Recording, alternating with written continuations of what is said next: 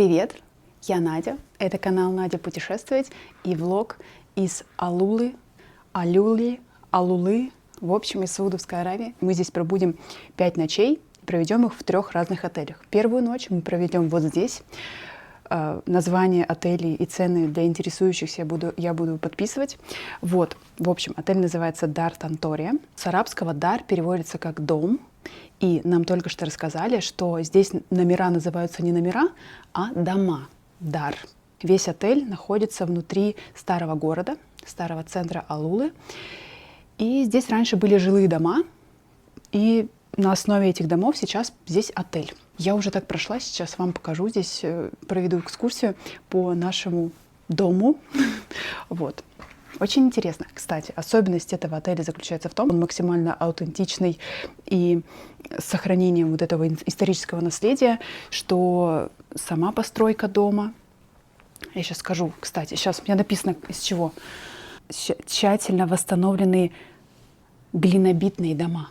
Это из глины дома. Самое главное, не сказала, к чему я ввела вообще весь свой спич. Особенность этого отеля в том, что они используют минимальное количество электрического освещения. То есть в домах, в номерах они используют свечи и фонари. Кровать номер 1, там туалет, сейчас покажу.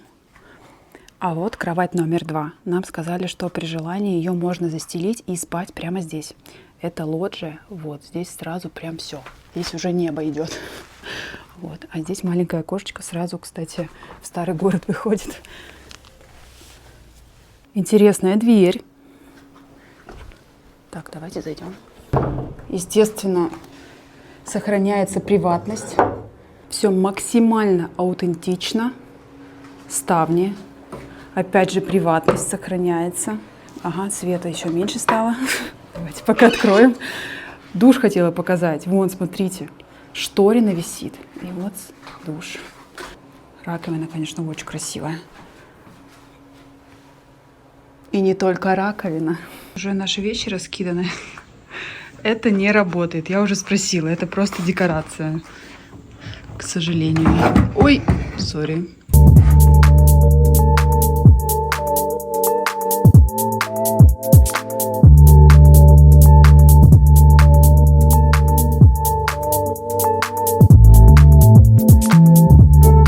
Мы только что были на экскурсии по старому городу. Кое-какие кадры я сейчас прикреплю и кое-что расскажу, что запомнила. Довольно короткая экскурсия, и я позже расскажу, где все эти экскурсии можно найти и забронировать заранее. Итак, кусочки экскурсии по старому городу. Старый город Алулы был заселен долгое время, с 7 аж по 20 век. Сейчас его восстанавливают уже чисто для туристов с максимальным сохранением старых материалов и былой атмосферы. Например, вот эти камни с рисунками. На одном из них изображены змеи. Эти камни даже еще старше, чем сам старый город. В этом блоге я вас познакомлю с еще более дальней историей региона, поэтому не переключайтесь. Это просто арт-объект из сплетенных штук из листьев пальмы. Очень красиво. Кстати, да, здесь каждая дверь — это был целый дом одной семьи. И для сохранения приватности они никогда не строили окна на первом этаже, и двери никогда не строили сразу напротив друг друга, за исключением, если, например, напротив не жили там близкие родственники. И да, между некоторыми домами на 2 этаже проходит соединение, мостик. Это тоже часть жилого помещения. Они строились по договоренности. Например, если в семье женился сын и требовалось расширение жилой площади, то они договаривались с соседями напротив, чтобы использовать вот это пространство между домами, уже там на каких условиях договорятся. И так достраивался 2 этаж. Здесь мы поднялись на гору, откуда открывается вид на весь старый город, и можно видеть, что восстановлено еще не так много домов. А с этой горы в те времена они давали объявление о потере и находке. И потерявший должен был заплатить процент от стоимости вещи тому, кто ее нашел. Как-то так. Возвращаемся к влогу. Мы пришли в кафе, называется Pink Camel. Сейчас покажу. Мне очень понравилось, как они сервируют кофе.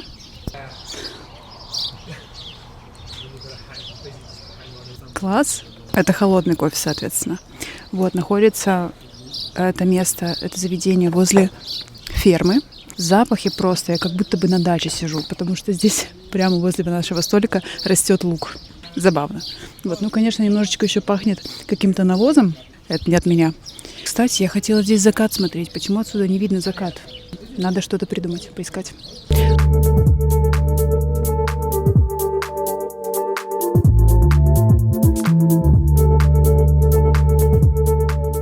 Сейчас здесь не очень много людей. Сейчас период Рамадана. Я вот бронировала все за 1,5 недели, и уже кое-где пришлось пойти на компромиссы, чтобы попасть на определенные экскурсии, на которые я хотела. Вот.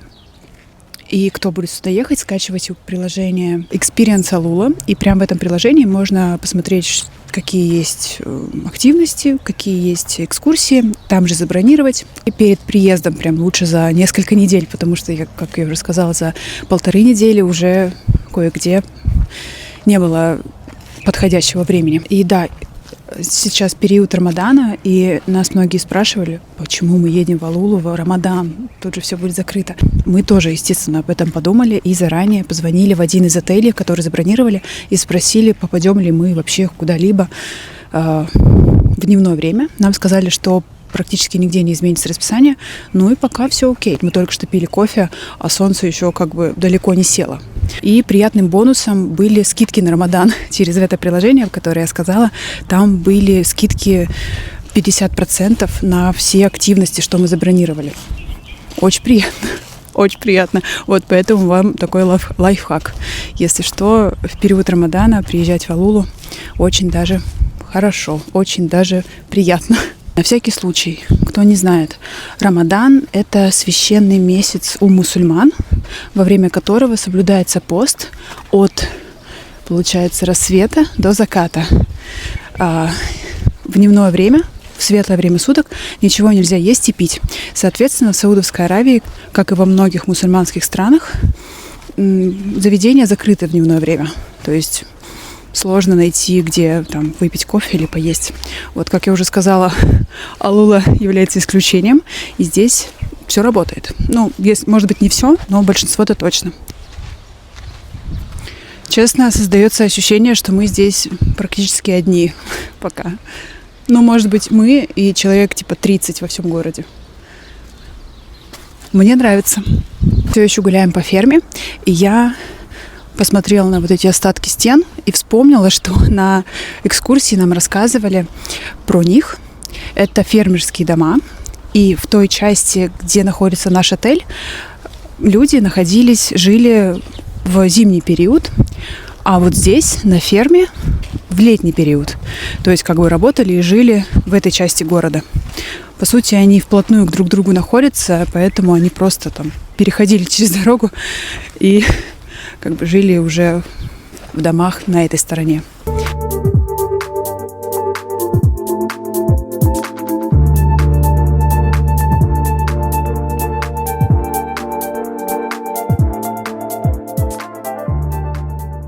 Мы только что пришли, а у нас включают свечи на вечернее освещение.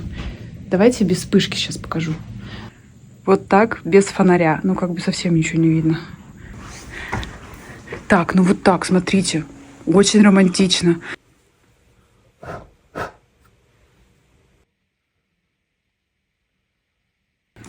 Мы сейчас проснулись, и чтобы в комнату попадал какой-то свет, мы открыли дверь. Вот эти все маленькие окошечки. Зачем я их обратно закрываю, я не знаю. Это лестница, часть нашего номера, вот спальня, предбанник.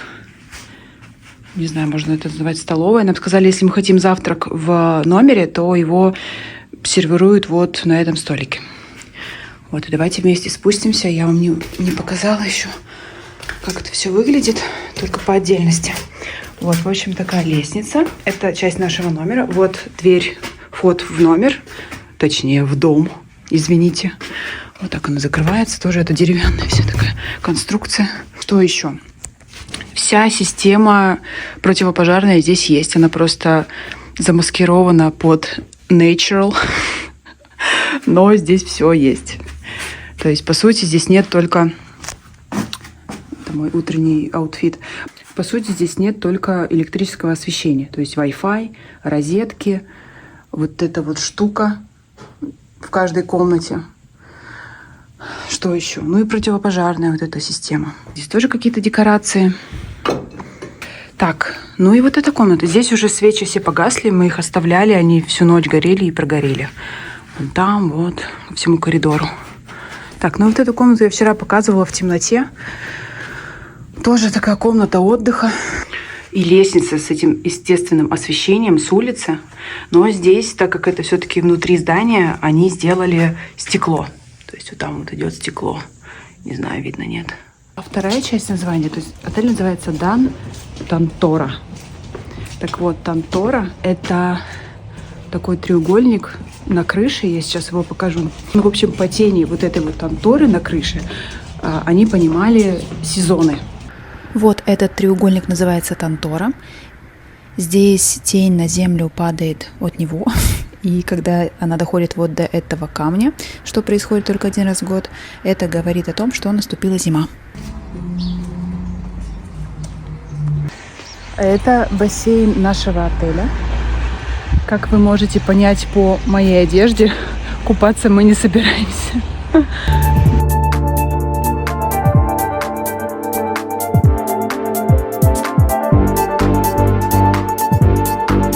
В ресторане, в котором у нас был завтрак, это не только ресторан отеля, это в принципе просто ресторан.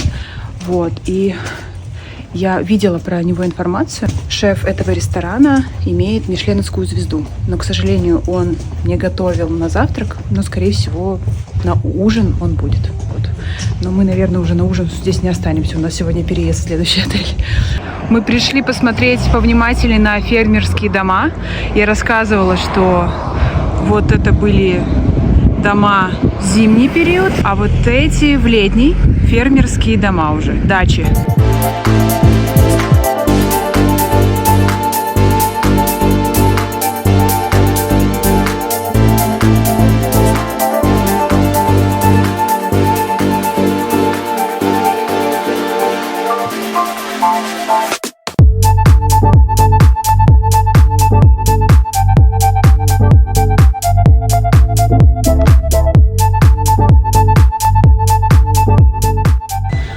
Только что заселились в следующий отель, и нам провели welcome-церемонию и подарили браслеты.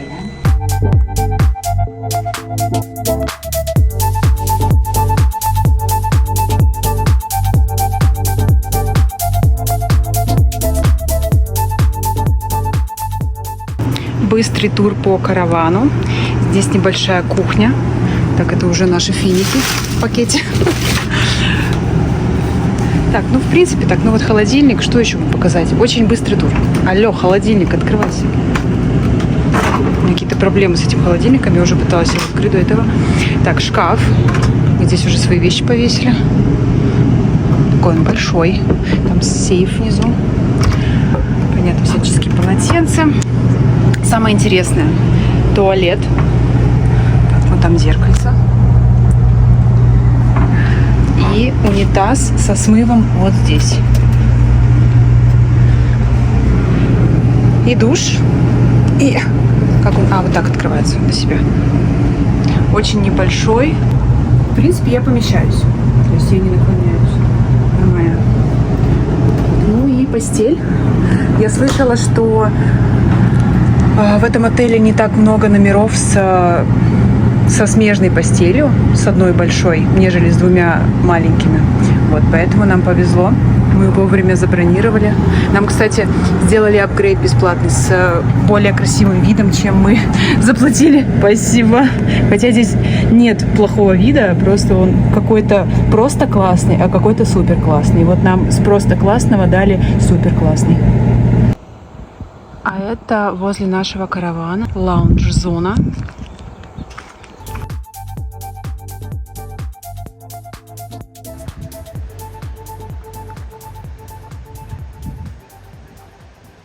Мы едем на ужин, идем.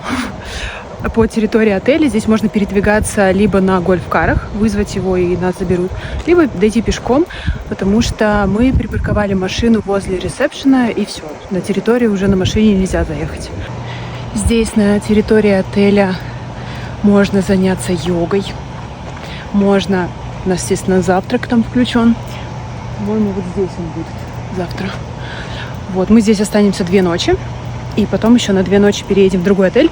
Тоже это Habitas, караван by Habitas, а мы переедем еще в Habitas, если я правильно ставлю ударение. Вот, и на территории каравана можно посмотреть кино по вечерам, можно вот заняться йогой, как я уже сказала. Вот такие активности здесь проводятся. Кстати, может быть, на кино мы и успеем сегодня, не знаю, может быть, завтра. Что еще хотела сказать? Ну, я в восторге. Ну, у меня прям эмоций не хватает слов, чтобы описать свой восторг и свое счастье. Правда. У меня сегодня еще день рождения. Вот, мы идем его праздновать, в ресторан едем на самую высокую точку Алулы, насколько я поняла, насколько они пишут о себе. Вот. В общем, этот влог, на протяжении этого влога я повзрослела на год. Поздравления уже с наступившим днем рождения можете писать в комментариях. А лучшим подарком будет подписка на канал и лайк.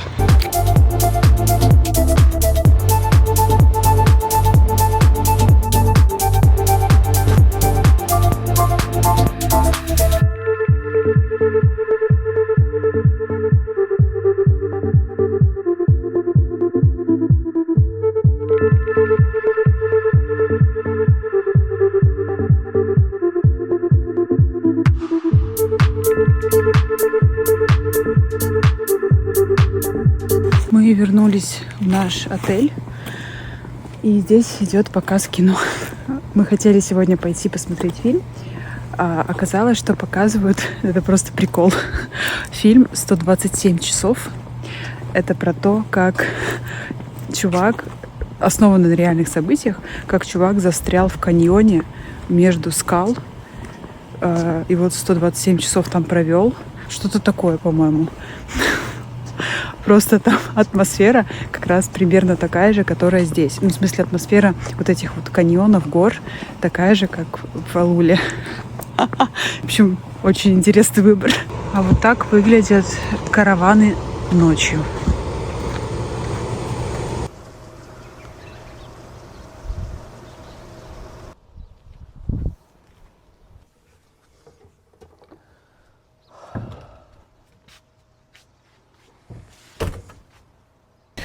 Итак, обзор первой ночи, проведенной в караване. Шумно. Мы не поняли, что именно шумит. Либо генераторы электричества, либо это другие чужие соседние караваны. Потому что кондиционер здесь очень шумный, и, может быть, это у них кондиционер включен. Хотя как они спят, я не понимаю, если у них всю ночь включен кондиционер. Он просто делает вот так вот.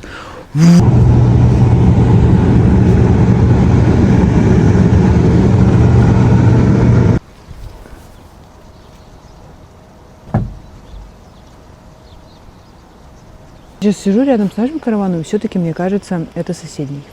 Интересно. Я не знаю, как они спят.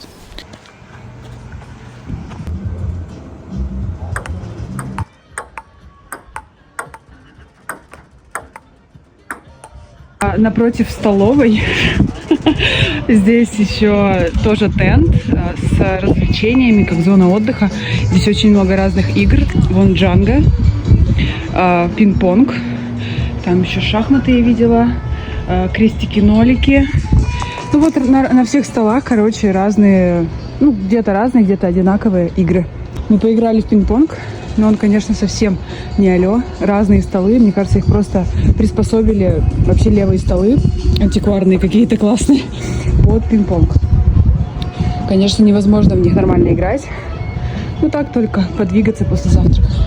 Здесь в зоне отдыха, тут еще книги лежат. И мы нашли такую штуку старинную. Сейчас покажу. Туда можно смотреть, и там картинки меняются.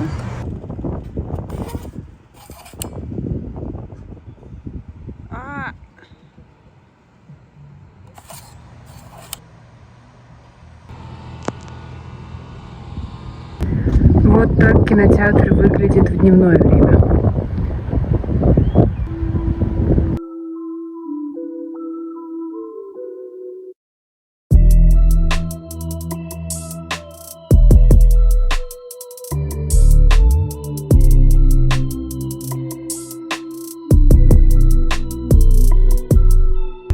Мы приехали к концертному залу Марая. Он находится в книге рекордов Гиннесса как самое большое зеркальное здание.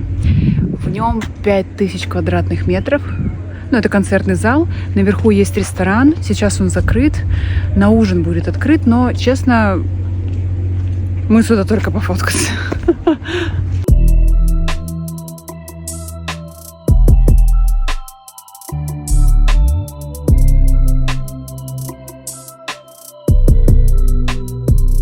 Мне, если честно, вблизи кажется, он не настолько впечатляющим. А когда к нему подъезжаешь издалека, на фоне вот этих вот скал, на фоне песка, это кажется чем-то внеземным, будто бы только что пришельцы приземлились, и это их корабль.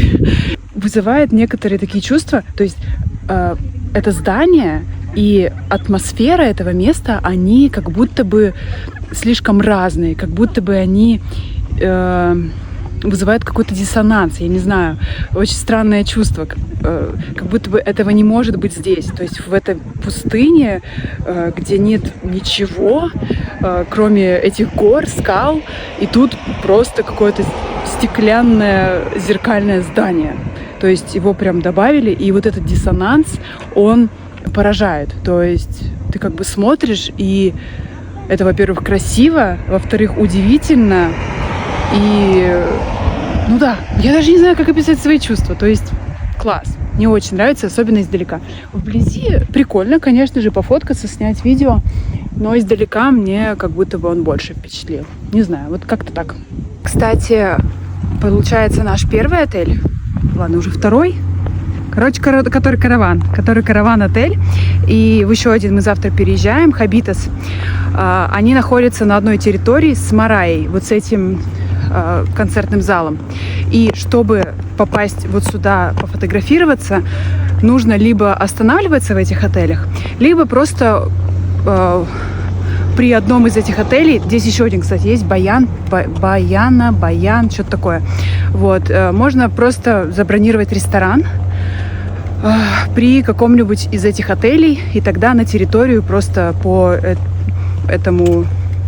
своей резервации вы попадете. Вот, это просто тоже совет для приезжающих. А иначе, кстати, сюда не попасть. То есть security стоит, как это называется, охранная будка. Охрана стоит на шлагбауме прямо перед въездом на эту всю территорию. И получается, на этой территории несколько отелей. И вот это вот Марая. Может быть, что-то еще есть на территории, но я, если честно, пока не видела.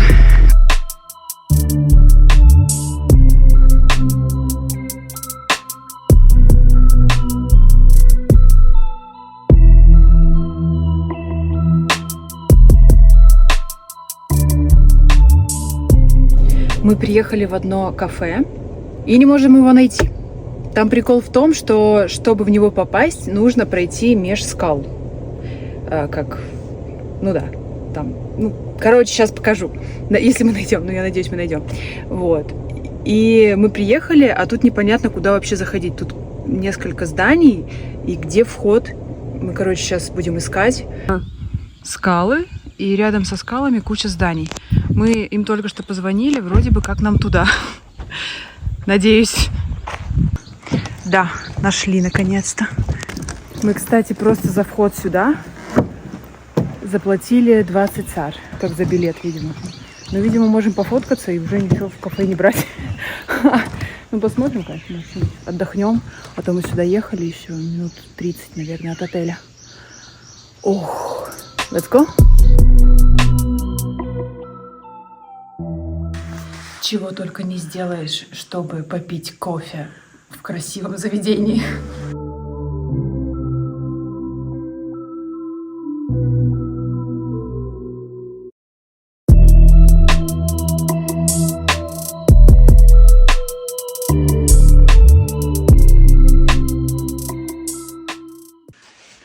Мне кажется, зная, что мы сегодня пойдем в это кафе, и мы будем проходить через эти скалы, я поэтому не стала вчера смотреть фильм, который показывали в кинотеатре нашего отеля.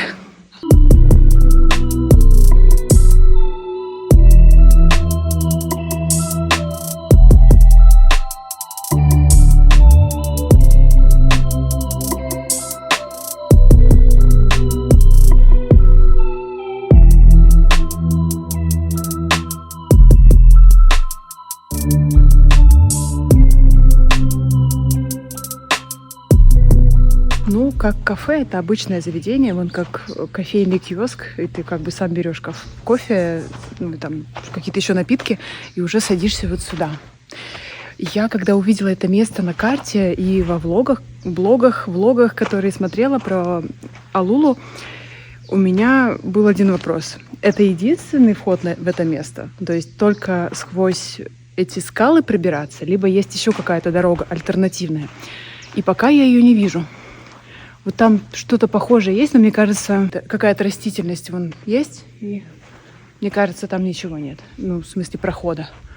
А так все. Сюда можно попасть только сквозь вот этих скал. Забавно, что кафе абсолютно обычное, то есть тут вообще без излишеств, просто обычные столы, стулья, то есть даже особых декораций нет. Но платишь чисто за вход, чтобы сюда добраться через вот эти скалы. То есть вот сюда, вот в это кафе можно попасть только через вот эту вот щель, как это еще назвать, проход межскаловый. Вау!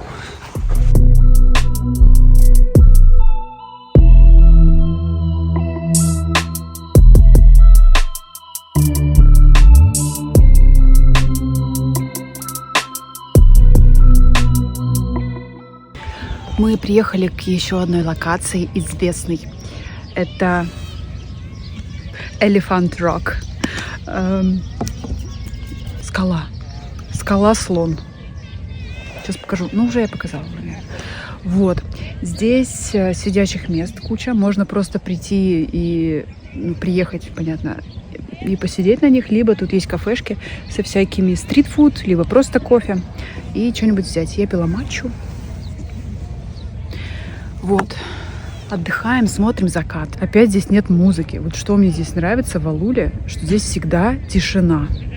С одной стороны, это круто, но вот мы здесь 3-й день, и, честно, я начинаю понимать, что мне такого спокойствия не надо. Мне нужно чуть-чуть беспокойней. А здесь слишком спокойно везде. Вот. Хочется вспомнить мем. Не снимай! Что ты снимаешь? Да не снимай!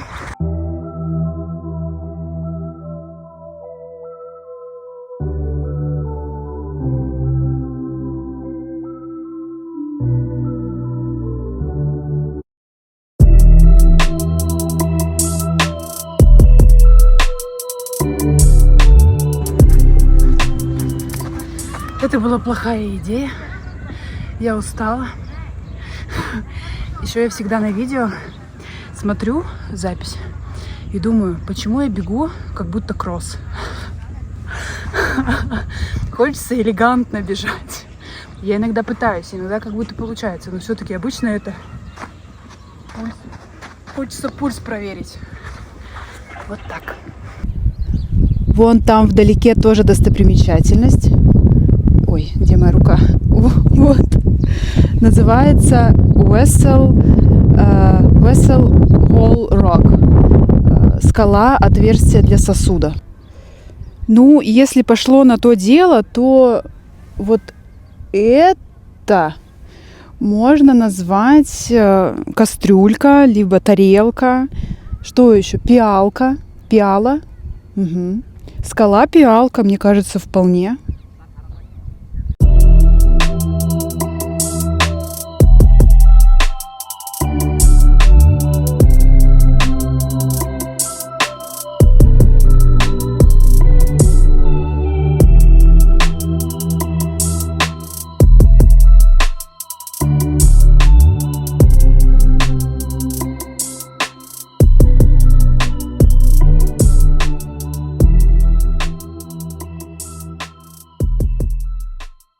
Здесь немного ветрено, и у меня штатив немного колышется, поэтому вы, главное, не падайте, а все остальное ладно, пусть немного качается камера.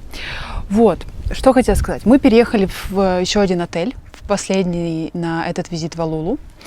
Отель называется Хабитас, такой распиаренный, то есть когда встречаются какие-нибудь кадры, мне часто попадаются короткие видео, типа Саудовская Аравия.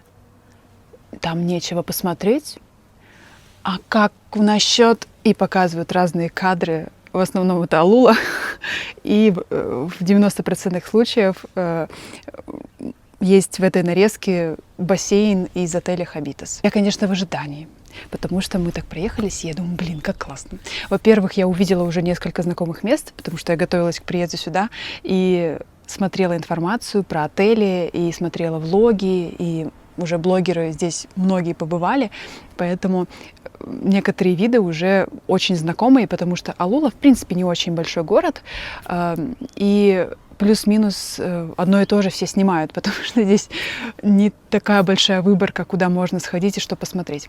Вот, это новость номер 1. Мы переехали вот в еще один отель, я вам его покажу. Вот. Что еще хотела сказать? И сегодня мы проснулись рано-рано утром, в 6 утра. Я вообще не ранняя пташка, поэтому мне было очень сложно встать. Вот, но все нормально. Мы успели. У нас была экскурсия, был тур в Хегру. Почему так рано мы, кстати, туда поехали? Потому что на момент бронирования уже вечернего времени не оставалось. И так как, видимо, потому что Рамадан, не так много времени в принципе есть слотов на эту экскурсию. Я вам все записала. Я в смысле вот так и запомнила, что говорит экскурсовод. Просто, сами поймите, в 7 утра у меня еще не включилась говорительная способность. Ну да, что-то понятно, я там не всю экскурсию, да, запомнила, но все-таки самое такое основное, самое, по моему мнению, интересное вот здесь. Поэтому не переключайтесь, оно будет вот здесь. Хегра была частью Набатейского царства. Это первый объект ЮНЕСКО в Саудовской Аравии и крупнейший набатейский город после Петры в Иордании. Город основан в 1 веке до нашей эры. Сначала нам показали небольшой кусочек, связанный с времяпрепровождением набатейцев. Например, вот эта зона отдыха. Здесь они устраивали посиделки, мероприятия и концерты. Это надпись на их языке. По сути, это арабский язык, просто другим алфавитом. А это мне тоже понравилось. Эти рисунки разных эпох. Чуть выше изображен пастух со стадом верблюдов, а ниже это уже исламская эпоха, надпись на арабском, связанная с религией. Здесь мы уже поехали смотреть гробницы.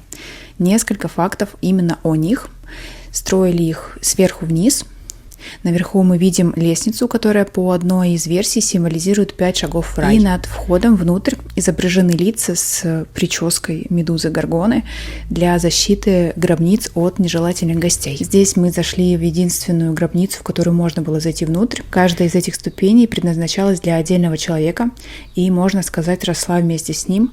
По мере взросления и роста человека при жизни расширяли и ее. По мне, это немного жутко, но учитывая, какое внимание и финансирование они выделяли на гробницы, для них это было привычное дело, важное. Кстати, интересный факт. Сейчас вспомнила, что они уже тогда выращивали финики, и многих из них хоронили с ожерельем из фиников. Отдельная, самая главная гробница — это одинокая гора.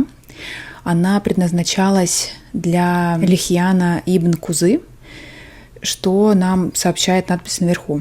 И учитывая, что в ней аж 4 столба, а во всех остальных только 2, из этого можно сделать вывод, что он был влиятельным и очень богатым человеком. Но, как нам рассказали, гробница так и осталась пустой. По всей видимости, Лихьян ибн Кузы погиб далеко отсюда, в месте, которое нам неизвестно. Гора Лицо и, конечно же, а в этой гробнице 15 лет назад был обнаружен скелет набатейской женщины, и на базе него ученые восстановили, как выглядела эта женщина 2000 лет назад. Ее бюст, кстати, находится здесь же в музее. Вот она. Честно, это выглядит очень реалистично, как будто бы правда кожа настоящая. Немного жутко, но очень красиво.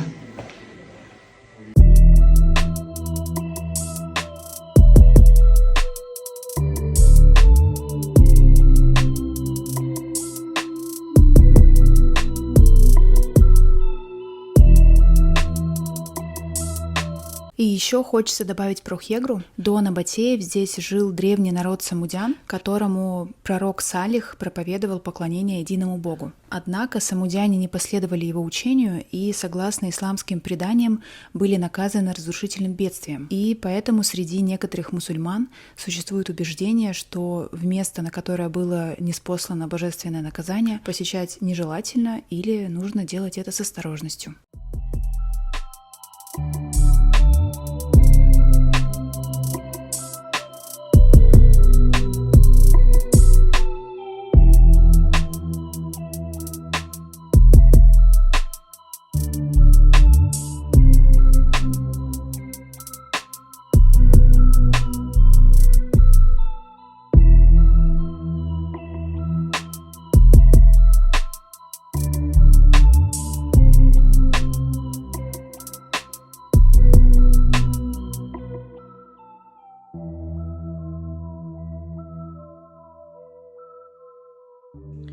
Ванная комната заслуживает отдельного обзора.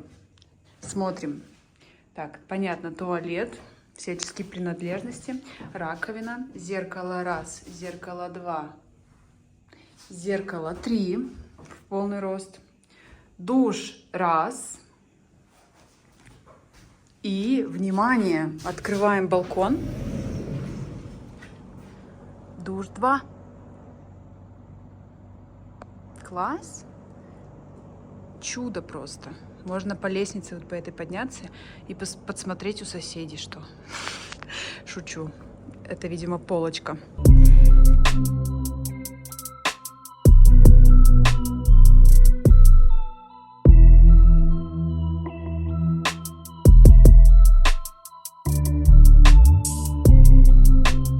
Мы снова приехали в старый город. И сейчас сходили в тот таки ресторан, где шефом работает человек с мишленовской звездой. Ну, вообще прикольно. Но не сказать, что прям из ряда вон, но неплохо.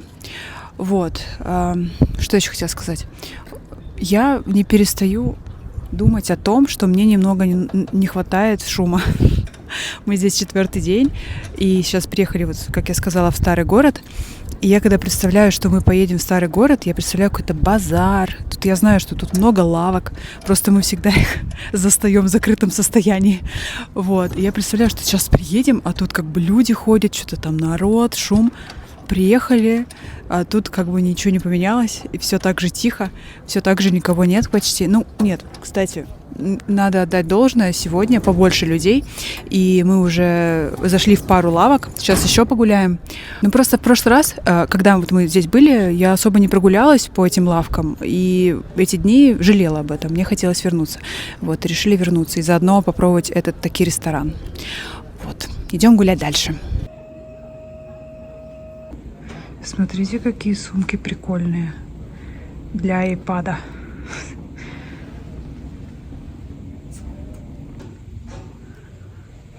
Я искала магниты, и вот эти мне понравились. А вот эту даму мы сегодня видели. Взяла колечко. Это буква на набатейском языке. Читается как H или H. Что-то такое. На вилку похоже немного. Ну как немного? Это прям вилка. Ну я-то знаю, что это означает. Все, ладно.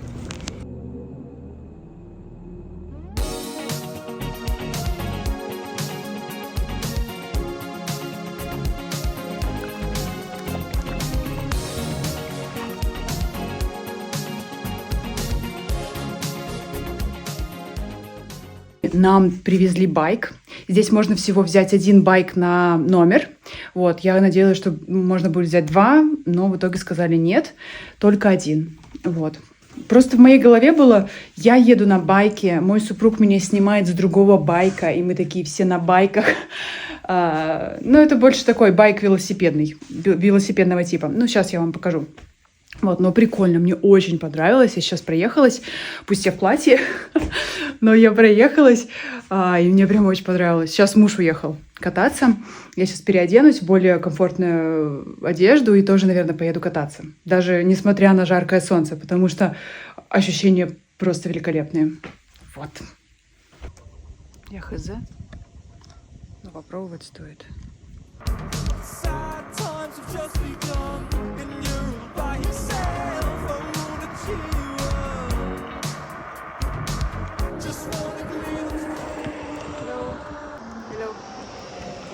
Здесь при заезде и при каждом приходе, когда уезжаешь и приезжаешь в отель, работники приветствуют, говорят «welcome home», «добро пожаловать домой». И все максимально приветливые, здороваются, вот мимо проезжают, все здороваются. Надеюсь, не потому, что у меня тут странно камера стоит, и они такие: так, это вообще безопасно.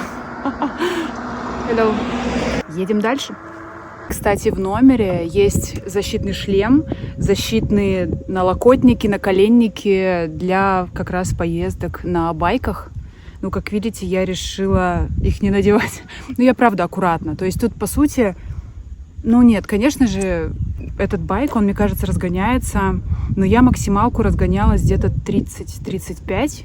Обычная скорость, с которой здесь еду, 30-35, это прям, вот, может быть, один разочек у меня было, а все остальное время это 10-15. Вот, поэтому... Плюс, учитывая, что у меня здесь камера стоит, я вообще не разгоняюсь. С камерой у меня вот всегда больше 15 не поднимается. Хочу показать вам конструкцию, на которой сейчас держался телефон. Это селфи-палка. Вот здесь был телефон. Здесь она прикреплена резинками для волос, чтобы она не шаталась, не поворачивалась вот так вот. И здесь, видимо, это для бутылки отверстие, но как раз моя селфи-палка очень как родная туда встала, поэтому, ну, как-то так. А в душе я инженер. Ну и сам байк. Просто красавчик. Это я сумку свою приспособила, прицепила, чтобы она тоже никуда не упала. Вау! Машина! Машина! Друзья, наконец-то мы узнали, как выращиваются мячи для тенниса. Вот они, вот такой вот кустарник. Я не знаю, как его называть. Траварник. Просто реально, посмотрите, это какие-то либо игрушечные лимоны, либо мячи. Но это выглядит очень интересно. А возле дома для него есть зарядка. Он электрический. Получается, чтобы вот здесь тормоз, здесь показывается скорость, звоночек, а это газ.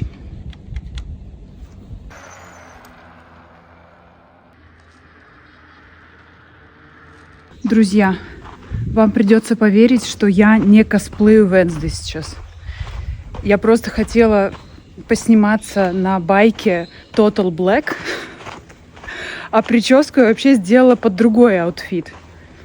И вот так вот вышло.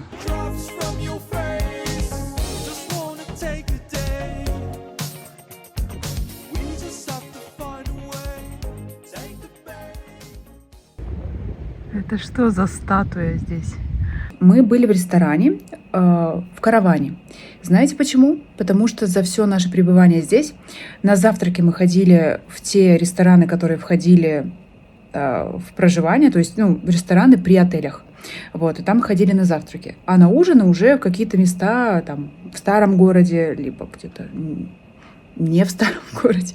Вот, и в караване нам понравился больше всего ресторан, хотя он абсолютно простой, там всегда мало людей, только жильцы, но там нам понравилась больше всего кухня, ну, в смысле, как они готовят. По атмосфера здесь, конечно, везде хорошая, то есть они прям, каждое место имеет свою особенность какую-то. В общем, к атмосфере нет претензий. Вот. А по кухне мне вообще, честно, показалось, что нужно здесь прям вот поискать хорошее место. Может быть, потому что это связано с тем, что сейчас Рамадан, и многие места открываются именно на ифтар. Ифтар — это первый прием пищи после как вот пост идет, потом первый прием пищи, ифтар, и многие заведения делают так, что ты платишь фиксированную цену, и они тебя кормят всем. Либо это какой-то открытый буфет, как шведский стол, либо вот как мы здесь попали в ресторан, где мы заплатили довольно-таки высокую цену, и нам просто всего приносили, и мы даже половины не съели, потому что это было слишком много. Вот.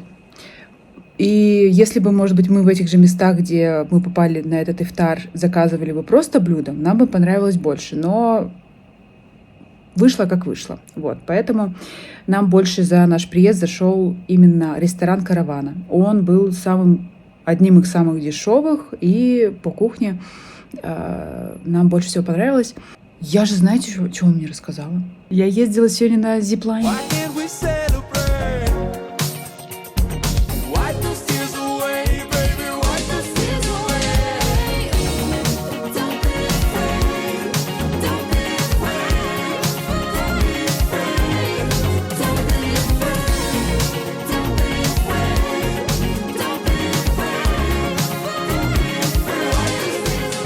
Ну, зиплайн, конечно, не сказать, чтобы меня прям сильно впечатлил. Но было прикольно, он невысокий, ничем, по сути, меня не удивил. То есть, то есть это было абсолютно обычный экспириенс. Вот.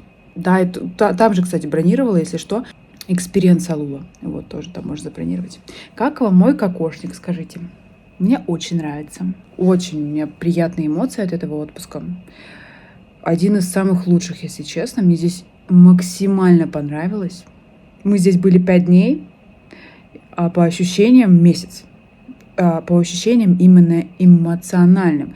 Я столько ярких эмоций здесь пережила, что кажется, что очень много мы здесь находимся. Поэтому вот.